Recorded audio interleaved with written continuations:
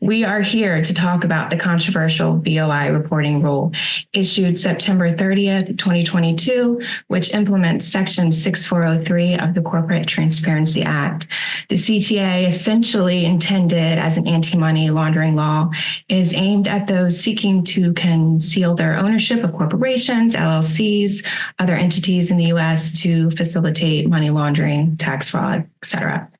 But small businesses are expected to feel the brunt of that reporting burden. So, all right, Josh and Bob, let's jump in. First, tell us a little bit about yourselves, though, before I start throwing those BOI questions your way, as well as any initial thoughts that you might have on the matter. I'm Josh Youngblood. I'm an enrolled agent in Dallas, Texas. I work with taxpayers all across the country and represent them before the IRS. I did get to attend the FinCEN webinar the other day. I know a lot of people were disappointed because they did cut off the registration. While the webinar was good, there really wasn't anything new. They really did a good job of having all the content on their website. Granted, it was a lot of information to read, but it is all there. So I look forward to answering your questions and hopefully putting to rest some myths about BOI reporting. Yeah, you had that VIP seat. A lot of people wanted it to that FinCEN webinar. I gave the bouncer my best spiel and I couldn't get in. So we're glad that you will be able to share some of that with us today. Say hey, Bob. Good morning, everyone. Bob Jameson here, CPA Professor Emeritus, Indiana University, S Corporation Specialist. I write primarily for CCH. I do their S Corporation Treatise, which is a monster at 2,400 pages, and do a lot of programs around the country, articles, consulting, primarily in the S Corporation area, but we got kind of dragged kicking and screaming into BOI because virtually all of your S corporations are closely held. Now, there are some of them out there, probably several thousand, that will qualify under the large operating business exception, but at least 3 or 4 million that won't qualify. So we're stuck in there. And I'm going to start by challenging Jessica by asking her a question about BOI. Don't do that. You're the experts here. That she cannot answer. What's your question? You now. Question, how do I do it? How do you file the report? Yep. Nobody knows that answer. So that's a trick question. That's right. That's right. Trick question. Gotcha.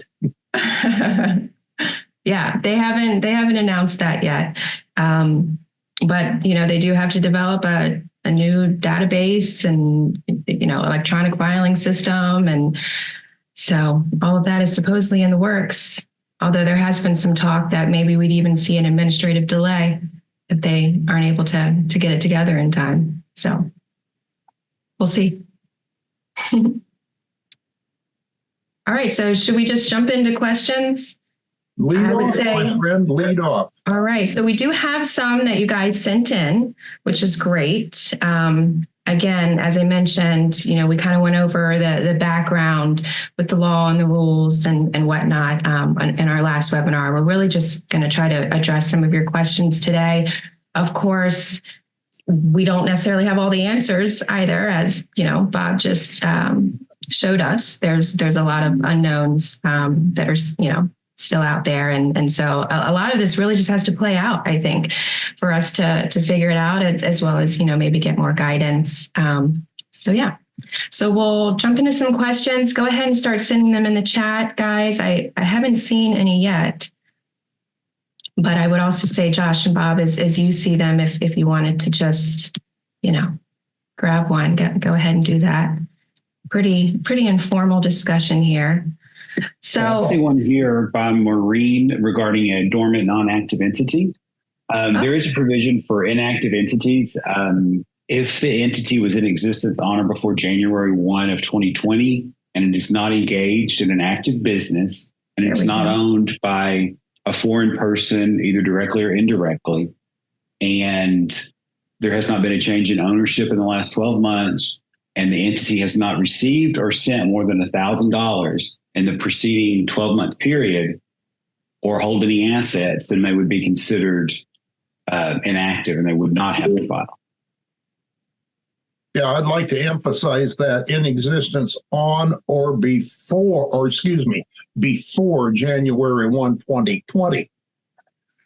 So even something that's set up 3 years ago and hasn't ever done a thing, a shelf corporation or a shelf LLC, is going to have to file this report. Right. And it gets worse. It's going to have to file another report every time information about a beneficial owner changes. And the funny thing is, its initial report isn't going to be due until December 31st of 2024. But the updated reports are going to be due 30 days after the updating event. Now, Jessica, what do you think on this? Or Josh as well? I have a single member LLC here in Virginia, and matter of fact, I do not deal with Western CPE at all. Western CPE deals with my single member LLC. Okay, and what if I have to renew my driver's license? As long as there's no change in information, you wouldn't have to file an update. Wait a minute. Expiration date is part of the information, Jessica. Okay. So let's say that I have to renew my driver's license next month when my birthday's in January. So I will need to file the updated report with the updated driver's license 30 days later, not 31, even though January is 31-day month, but 30 days later. But the original report wouldn't be due until December 31st.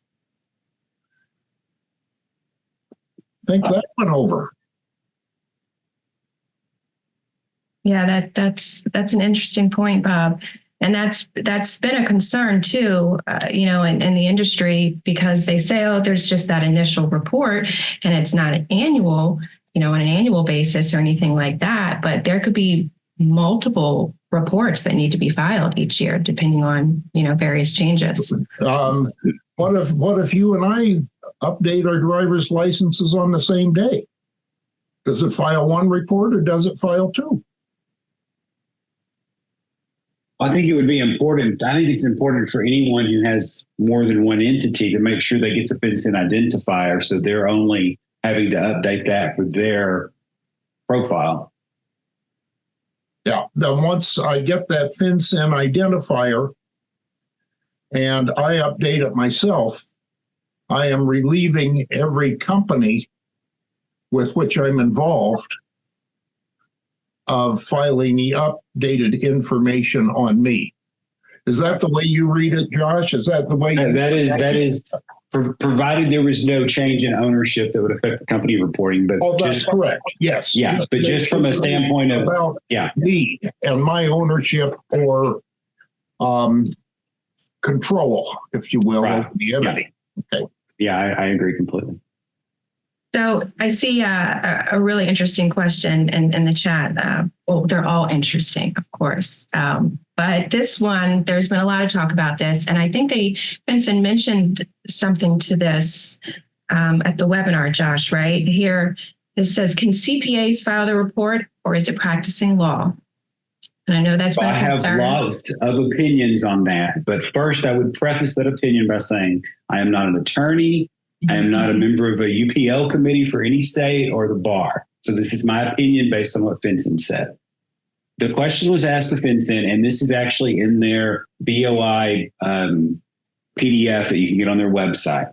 Is a reporting company required to use an attorney or CPA? No. FinCEN expects that many, if not most, reporting companies will be able to submit their BOI report on their own, or they can consult with professional service providers such as lawyers or accountants. And then when FinCEN, when they were asked the question, they directly said, yes, CPAs, and I'm taking the interpretation of CPAs to include enrolled agents, unenrolled people who prepare forms for tax returns. That doesn't mean that some state's bar is going to come out later and say, we think this is UPL. So I can't speak to each individual state, but I think there's been a lot of overblown concern that this is UPL when personally me and a lot of people I've talked to do not think this is UPL.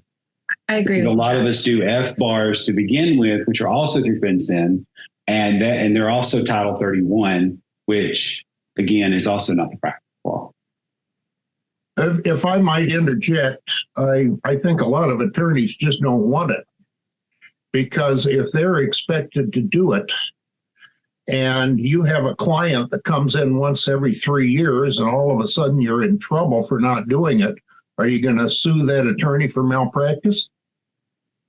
Yeah, I don't think they want it, to tell you the truth, Josh. I know a lot of CPAs don't want it either. Right. I was just going to say. And I can totally understand that. A lot of people don't want to touch this stuff. Yeah, I can totally understand people not wanting it because it's not something that you're going to be able to charge a ton of money for. And it's just another form to file. And I think it's great that, it's perfectly okay to tell your client, this is something I'm doing. I'm going to refer you to attorney down the street or a third party. But I think that as professionals, we have an obligation to at least inform our clients and say, this is something new. Here's information about it. And then, they can go elsewhere if you're not going to provide that service. Well, I think if you're not going to provide it, they're going to go elsewhere for a lot of other services, such as tax returns, financial statements, whatever. I agree. Help them through this. I mean, if I was in the taxpayer's position and my EA CPA said, I'm not going to do this, you're on your own, I'm going to take issue with that personally. I'm going to be like, why aren't you taking care of me? Because a lot of states, Texas being one of them, we have to file a public information report, and that's a yearly report, which is somewhat similar to the information being requested for this that we file for clients every year when we do their tax return. So taxpayers are not going to want to deal with this themselves, even though they certainly can, because most of these are not going to be very difficult reports. But again, we're in business to provide a service for people. That's right. And I think they expect it. And we have committed themselves to being not just a commercial tax preparer, but a business advisor as well. Right. I don't think we have any choice. Right. But that said, and as you mentioned, Josh, there's really no telling what the states are going to say about it, right? Different boards. And so people should definitely be keeping an eye on that. So and then the other issue, complication.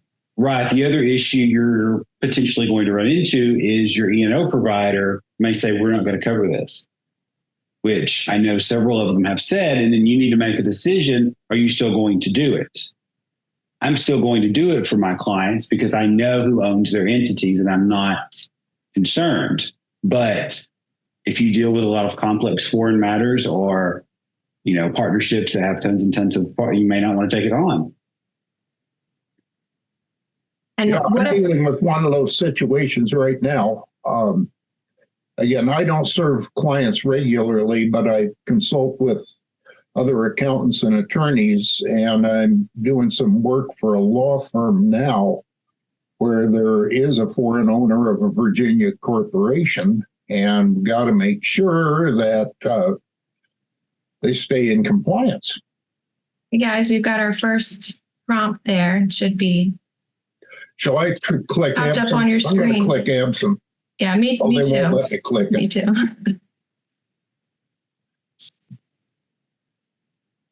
Give it a couple seconds.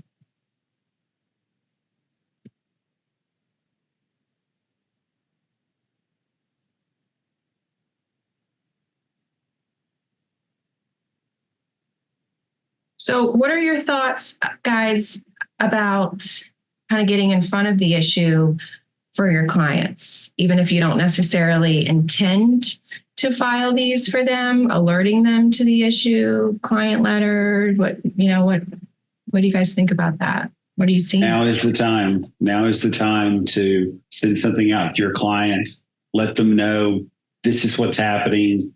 Here's what you need to be aware of. And then if you're not going to do it, then let them know so that they have an opportunity to find someone or find someone that you're going to refer this type of work to, which is perfectly okay because there's plenty of work that we all don't do. Like I don't do 990s and I refer those out. So, I mean, we can't do it all. But Josh, your 990 is one specialized kind of clientele. Right. I reluctantly do one 990 because I'm treasurer of the organization.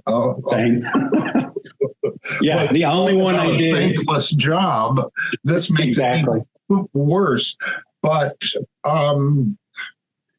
this is every business client that we have, isn't it? Every single one of them. Except for our sole proprietorships that are actual sole proprietorships that don't have LLCs in place. And how many of those do you have anymore? I don't. Very, very few. I have no employees. And like I say, I don't deal with Western CPE. My single member LLC does. Right. So how many people do not at least have that? I don't know. I think a lot of the hesitance to do this, between UPL, between, E&O not wanting to cover it, is a lot of people are under the wrong assumption that if they mess something up or there's some mistake, they're going to get hit with a $500 fine per day or they're going to go to jail for 2 years. And they're missing out that it says willful. Yeah. But, willful is an important part.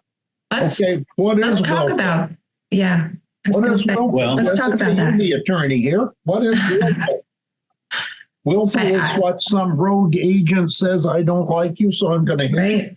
That's why I said a lot of these things are just going to, we're going to have to wait for it to play out until we get more guidance on things like that. Well, and then FinCEN specifically stated they do not expect that an inadvertent mistake by a reporting company acting in good faith after diligent inquiry would constitute a willfully false or fraudulent violation. What's diligent inquiry? I have a guest here. This is my honey girl. At least knows as much about how to file it as the rest of us panelists do. Well, one thing I think is helpful, though, since this is under Title 31 like FBARs, if we look to what a willful violation is for FBAR, it's when someone knowingly violated, recklessly violated, or acted with willful blindness to avoid learning about their duty. So to me, you take someone who, didn't understand, didn't know, forgot. That's not willful. You take someone who is specifically lying because they are terrified the government's going to know they own an entity. That's willful. But we'll have to see, what happens. Sure. And I wouldn't be surprised if there are situations where somebody might be accused of having been willful and they'll have to defend themselves on that. So keeping on the subject of penalties, there has been a little bit of confusion, I think. So it mentions about the 500 per day, right? Like if you look at the language on it, and then it also says, and up to 2 years in prison or a fine of up to $10,000. Now, a lot of people in the industry, a lot of people speaking on this, AICPA included, have said that $10,000 is a cap, right?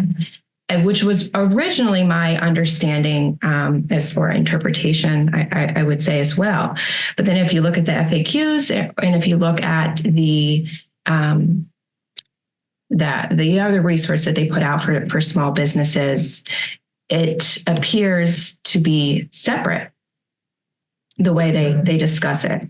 Bob, I know you and I talked a little bit about this. So then other people have said, when I sent her the one about the 10 years late. Right. So $1,200,000 or something like that. It's the $500 per day. So that's possible. Right. So the resources, the small business guide, I believe it is, says the 500 per day is a civil penalty. But then there's also this criminal penalty of a fine of up to 10,000. So like I said, some people were reading those as maybe kind of being the same, the 10,000 being a cap, but maybe that's not the case. Maybe those are two separate things. And so is there a limit on that 500 per day? What's your interpretation? Jessica, a month, 30 days late is $15,000. So Josh, what's been your interpretation of everything I have read by others is that it is capped at 10,000. If we go look at the actual Title 31, which I'm pulling that up, civil penalty not more than 500 for each day, may not be fined more than $10,000, in prison for more than 2 years. I don't see where it exactly specifies that is capped at 10,000. But again, I would say, and I think it says for willful, right? Civil penalty of up to 500 per day and a fine of up to $10,000 and imprisonment up to 2 years or both. And that comes from, let me see this. Yeah. Keywords, right? And 336A H3A. There's separate clauses in there. They are, and it says and maybe fine not more than 10,000 in the law. But then in FinCEN Small Business Guide, it says or criminal penalties, including imprisonment for up to 2 years or a fine of up to 10,000. So unclear? No. No, if it's clear, I don't think you're paying much attention because it's not. Right. Yeah, I think that I can say that part is not clear, but I do think again a lot of the concern is likely overblown since it is for willful and it doesn't have non-willful penalties like an F-bar. Well, here's a good one. Who is responsible for filing? It's management of the company, I would presume, wouldn't you? Right. I mean, yeah, they can hire Josh or me or Jessica to help them with it. They can delegate it to their controller or chief financial officer, but I'd say the chief executive officer is responsible for it. But then also if an attorney or someone else who's forming an entity for them, they're going to be listed on there when they form that entity. Yes, for the 2024, when we have to disclose the company applicant.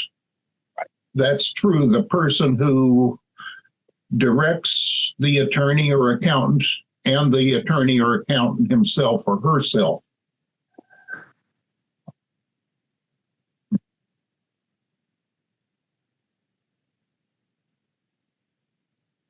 You guys see another one you want to answer, or want me to just keep going down the list here? They're coming in, so some of them are repeats. Let's see. Oh, here's a good one. Entity dissolves January 1st, 2024. Does it have to file a report? I would say yes. I would say yes. It was in existence on 1/1/24. Right. Now, the question that person didn't ask is, do you file a report when an entity is dissolved or no longer in existence? Answer to that is no. That report remains in cyberspace forever.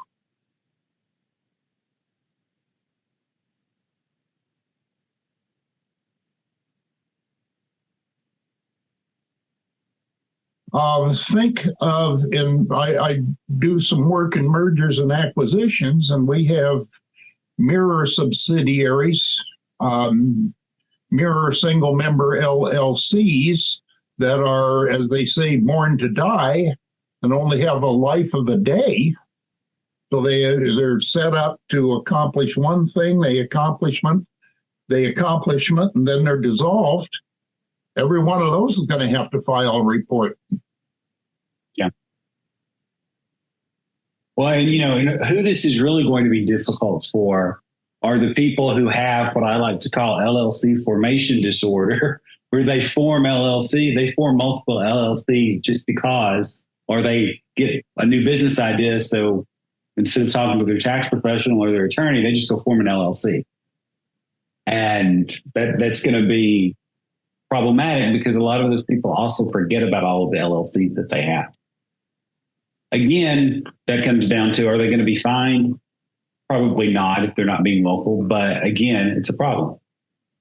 It is a problem. They're not in compliance. Just in mergers and acquisitions area, add this to another due diligence. Have they filed their BOI reports? If not, what am I buying into? I'm buying this corporation that, perhaps the chief executive was a nihilist sort of person, said, no, I ain't doing none of them reports. Government doesn't need to know that. In the S corporation area, I wouldn't say often, but it has come up. I'm not going to tell the IRS that. They don't need to know that. Well, I think if someone takes that position, that's willful. If you're taking the position, the government doesn't need to know. I'm looking to buy that company, Josh. Right. What kind of risk am I assuming? Or worse yet, that was my dad, and now he's dead, and now I own the company. What's going on here? I think if you inherited the company, willful violations. We know that. Right. One question that jumped out here is, do states have a deadline from FinCEN for declaring UPL or not? FinCEN, it's not up to FinCEN to declare UPL. That's a state bar, state UPL committee. So I don't expect we're going to see any further guidance from FinCEN on that. That's going to be up to the individual states, which I reached out to the Texas State Bar when all this controversy I was seeing on social media, and the answer I got was no reply. So the state bars do not seem too interested in giving any guidance. I did, at least for Texas, I did go and do a little research to see any charges that they filed against people for UPL. And most of it has been what you would consider straight up UPL without any question whatsoever.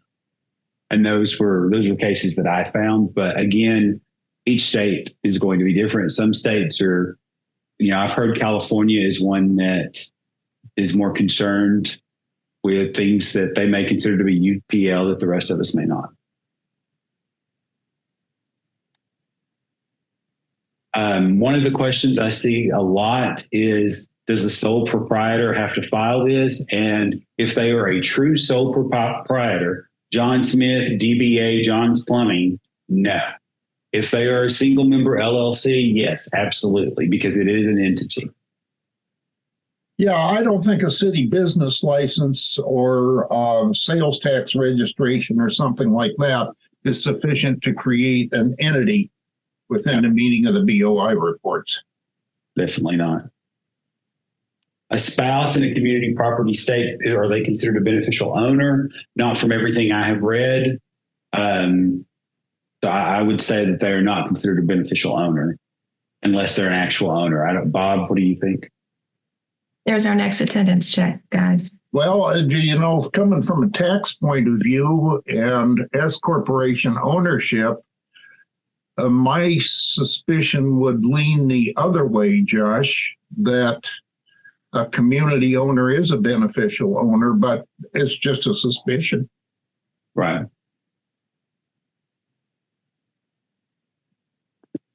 Here's one, Josh, you might know. Do you know if we can apply for the FinCEN identifier now, or is that not available? Cannot now. They're saying January 1, 2024. But I think that FinCEN identifier is going to be a very good thing, especially for your clients that have multiple entities. And did they mention when there will be more information out on that? They just said early. They said, January 1. So I guess a lot of people are going to be working on New Year's over at FinCEN. I'm going to be looking New Year's to see if, January 2nd, on my own LLC, my brother and sister-in-law own an LLC that owns my deceased parents' house and rents it out. They have to file a BOI report. Neither of them knows anything about tax or finance. They're not stupid by any means, but they're not this worldly. So I'm going to help them out. Of course, I'm not going to get paid. I don't get paid for doing my relatives' tax returns. I feel your pain. One thing I would like to say on the 23 exemptions, if you look at the small business guide that FinCEN has put out, it basically takes you through the checklist of yes or no, and you have to meet some of them. You have to meet any of the criteria. Some of them you have to meet all. So that's very important to look at, like for tax exempt entities, financial market. There's also this misconception that accounting firms do not have to do a BOI. That's not true unless you're registered under the Sarbanes-Oxley Act. Right. Which, from what I've heard, there's probably a couple hundred in the country that are. I know I'm not.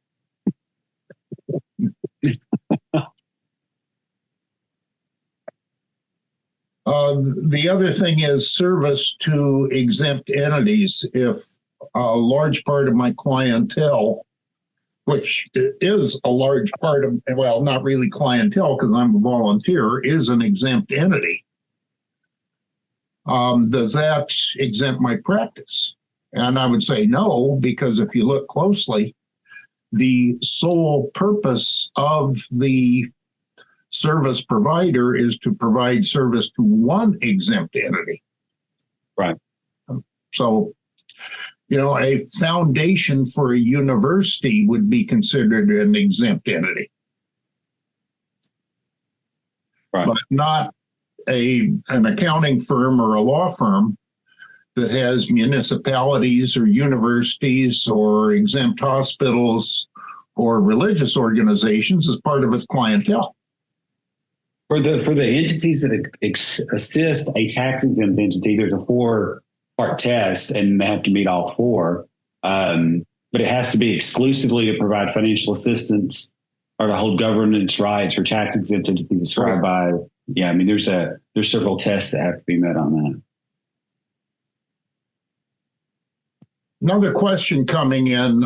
Thank you for inviting. I was with Kentucky State Tax Conference yesterday. I used to know they used to have some really good people. I'm sure they still do, but AICPA has a movement to request delay. You may all know the political reason behind it. Sure, I do. I'm with the AICPA Technical Resource Panel on S corporations, and we all, for the last 6 months, have been screaming about the things that we've been brought up here. We don't know how to do it. We don't know what it's going to look like. It seems to us that FinCEN has just dropped the ball by leaving it till the last minute for us to figure out, but it would take congressional relief. Now, I'd be actually kind of upset if they did something about this before they pass an appropriations bill. Well, so to this question, AICPA has been, very vocal on this issue where they do want to see a year delay. of the rule. And actually on December 12th, the House of Representatives did pass legislation, which AICPA has been supporting, HR 5119, which would delay implementation by a year. Of course, now the Senate will have to take up this bill before the end of the year, before it goes into effect on January 1. So we'll see. But there is a push on Capitol Hill to delay it.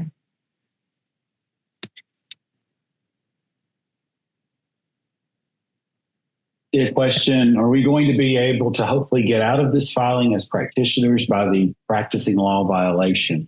You can get out of doing this by just simply saying, this is not a service that I am going to provide, which I think is a perfectly acceptable answer. You may lose a client over it, you may not, but instead, inform your client, or, there's various third parties that are offering to do this service and they're paying referral fees from what I've read.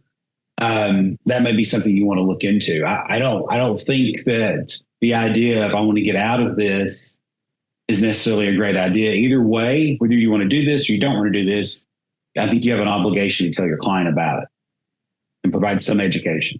Speaking of maybe trying to get out of it, maybe 1 foot in, 1 foot out, we have a question from Brent. Can I offer to prepare the initial filing but refuse to keep it updated as long as I make that clear to my client? I think if you make it crystal clear to your client and make sure it's in your engagement letter, I think you can do that. I think you definitely need to explain to the client, what changes are going to trigger an update and make sure that they understand that. Yeah, Josh, and I might just say, well,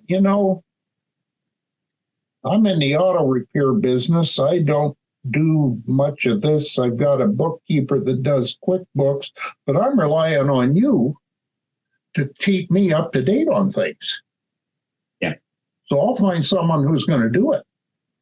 I think that is a likely scenario. And I think that a lot of accountants and tax pros are missing out, because I think this is an opportunity to offer a valued service to your clients. I mean, and you make some money in the process. Obviously, I don't think anybody should work for free. But when you start saying, okay, I'm not going to do this service, then I think certain clients are going to start questioning, well, what else is going to come up that you're not going to help me with?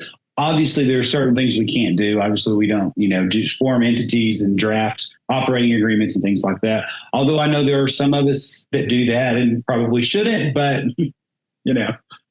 to each their own. Mm-hmm. But I think you have to be really careful, because clients do look at us as trusted advisors. And, judging from a lot of the stuff I've seen on social media, it's, I'm not doing this. I'm going to find every reason in the world not to do this. And again, I'm perfectly okay with that. Just at least educate your client. Hey, Josh, can you go over the filing dates for everyone who might not be familiar for the initial BOI report? There's been a couple questions on that. Absolutely. Have that up. Right. So I guess we have, it's technically like 3, right? Depending on. Yes. But depending upon the filing date, if the company was created on or before January the 1st, 2024, an initial report must be filed within 1 year on January 1, 2025. If it's formed within 2024, you have 90 days to comply. Originally, it was 30. They changed it to 90. Personal friend of mine, I'd like to say thanks, Mark, for the question. It lives in Nebraska and has asked the State Bar Association to comment, and they give no comment. They just are not saying anything about the unauthorized practice of law. Good to see you, Mark. I think we'll see that with a lot of state bars. They're not going to say yes or no, and it's going to be a case of some state bar somewhere is going to take issue with somebody, and then it's going to be an issue in that particular state. But again, I mean, my opinion on UPL really doesn't matter, but my opinion is it's not UPL. somebody disagrees with my point. The change they seem to be looking for is beneficial ownership, not documents. And I'm assuming this means that as long as the real beneficial ownership does not change, then you don't need to file an updated report. Well, I wish I could agree with you, but that's not the way I read the law. That any change in a beneficial owner, you move to a new house, you update your passport. That's right. That may not be what Congress intended, but that's the law they wrote. So, and let's also not forget. I take no offense at your disagreement, and I hope you're right and I'm wrong, but that's just not the way I read the law. And let's also remember that we're not putting in the driver's license number, the passport number. We are uploading an image of it. That's right. Good point. If I grow a beard, do I have to update it? That's ridiculous, of course. But I see another question. How should we proceed as CPAs if we're asked to file these, if our insurance company or our AI CPA doesn't have a strong opinion on whether or not this is the practice of law? Again, that's a determination you're going to have to make. And if you don't feel comfortable doing it, then you shouldn't do it, and you should refer your client elsewhere. Just make sure you've educated your client about this. Here's a good one. If your LLC S Corp is revoked by the Secretary of State for non-payment of franchise tax, or I might say annual registration, or any of those things that would cause the state to revoke it, does the entity still exist for reporting purposes with the FinCEN? We've got and I hope you know that I can't give you a firm answer that is valid in all U.S. states, districts, and other jurisdictions on anything like that. In the tax law, they have held that as long as the entity is still operating, it still needs to file. If it's acting like a corporation, it still needs to file returns. I agree with that. And if it doesn't meet the test for an inactive entity, then it needs to file.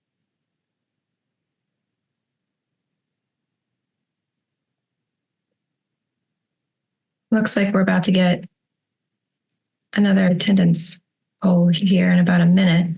I am seeing, several comments about CPAs, I guess, hesitation to move forward and helping with the filing of these reports. Or we did have one question, well, what if I do the initial report, but don't do the updates? And that's because, as you tax pros know, sometimes it can be really difficult to get information from your clients in a timely manner. And so are you now responsible if they don't get you the information that within 30 days, an updated report needs to be filed? One point I would make is, everyone who is concerned about doing this for liability reasons and insurance reasons, when PPP came out, how many of us helped our clients get PPP without any regard for, was anything we're doing, the unauthorized practice of law, which someone asked what UPL stands for, and it is unauthorized practice of law, or if our E&O provider was going to cover us if there was a mistake made. I would venture to guess that none of us checked that out, and we were just helping our clients because we were in the middle of a pandemic and they needed money. So I think a lot of this, the sky is falling. I'm exposing myself. I think a lot of this is overblown. You still, want to have it in your engagement letter exactly what you're doing, what your client is responsible for, and make sure that you're getting the accurate information from your client. But that's just my opinion.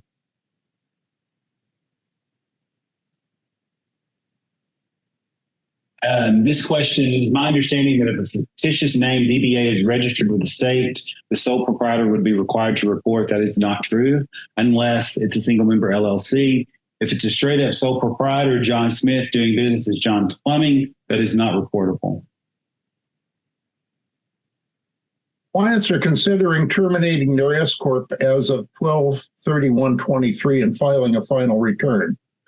Will filing the return in 2024 waive BOI filing? My suspicion is that they will be required to file, because although they may distribute, who's filing the return? Now, I mean, the corporation probably, it may discontinue all business and distribute out all of its operating assets, which would constitute a complete liquidation for tax purposes. But it's got to hold on long enough to settle up its debts, file its federal income tax returns, payroll tax returns, etc. So it had better get it done like today and file all those things within December of 2023, or it's going to have to file the BOI report.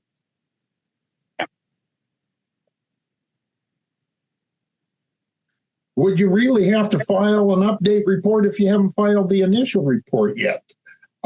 Technically, yes. What I would advise, of course, is that they file the initial and the update simultaneously. Well, and if you're talking about an address, you're going to have that hopefully for your initial report. I don't think people should wait till the last minute to file these reports. I think once it's opened, go ahead and file your report. I don't see any reason. I've seen a lot of people say, well, I'm going to wait till later in the year to see what plays out. And it's like, I think just go ahead and file your report and be done with it. Yeah, I wouldn't advise that strategy either, Josh. Wait and see. Wait and see and forget about it, like maybe deferring some of your payroll tax liability in 2020. Sitting on a keg of dynamite there. To answer my friend Brad, who asked this question, is the puppy a beneficial owner? No. Unfortunately for my corporation, my dog Kirby would not be a beneficial owner, although he thinks he is.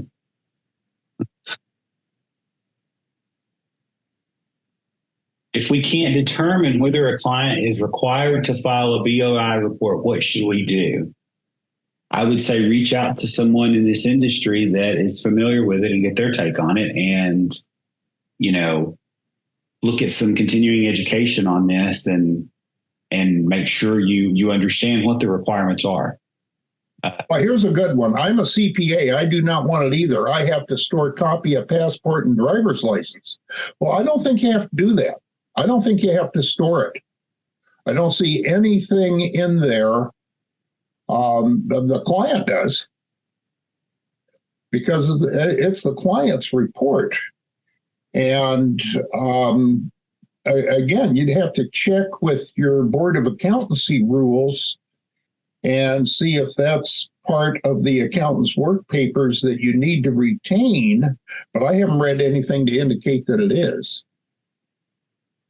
And I would also ask, what is your concern in storing it? What does your WISP say, which is another, I see everyone's been very concerned about BOI, but I also, on a separate issue, not enough people are taking concern over having a WISP, which when you renew your P10, you're certifying that you have one. And there have been recent cases where auditors are asking the tax pro, send me a copy of your WISP while they're auditing their clients. So that's written information security plan. Yeah, just as a side note. And, get a good one. Don't download some template off the internet and call it a day. Get it done properly and make sure you understand it. Michelle's asked, where can I find this BOI form to complete? We don't have any. Santa is going to bring it January 1st. Santa's going to be a week late on this one, I'm afraid. Yeah. We don't know what that looks like just yet. All right, so we're going to have to close. Let's maybe take one or two more. I'll let you guys pick which one. One thing I would like to mention is I have heard that some tax prep software is going to include this form to transmit to FinCEN, which I think will be very helpful. So we're not all having to go through the FinCEN website and fill things out. because most of this information we're going to have if we prepare taxes for the client.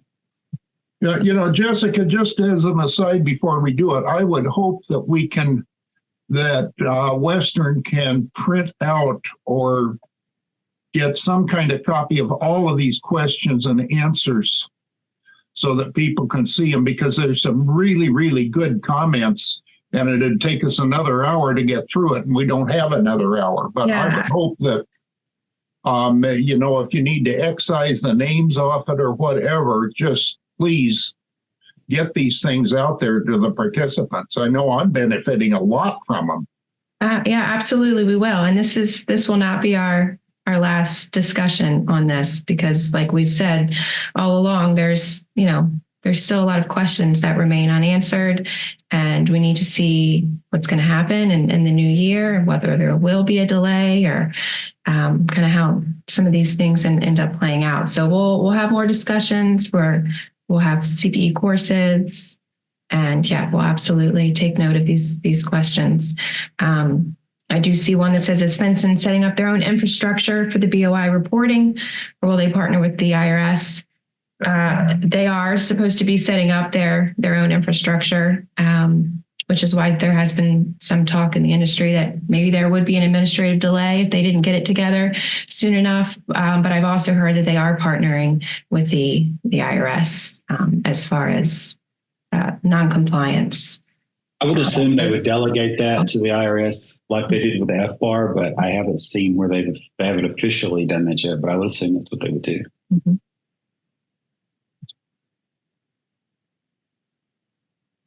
Trusts, good question. Usually is when a trust owns it, typically it's going to be the trustee who is the beneficial owner, unless it's a grantor trust, in which case it's going to be the grantor, and there are some exceptions to that. All right. Well, we're at the hour, so we're going to have to wrap up. That's really all the time that we have. But looking ahead, as we've mentioned, there's numerous obstacles anticipated potentially in Fenton's rollout of this new database and electronic filing system. Of course, as I mentioned, there is that push on Capitol Hill, the bill that passed December 12th in the House, whether we're going to see any movement on that in the Senate. So there are some things to keep an eye on, and we here at Western CPE will absolutely do that. We'll schedule another discussion on this as soon as there's more information to go over. As I mentioned, we'll also have CPE courses. We'll also be talking about this at New Money Summit next week. So hopefully we'll see many of you there. And Josh, Bob, everyone here, thanks for being on the call today. It's good. Thanks very much. It was a pleasure. Thanks for inviting me. Of course. Thank you. I'll see you guys soon. All right. Bye-bye. All right. Bye.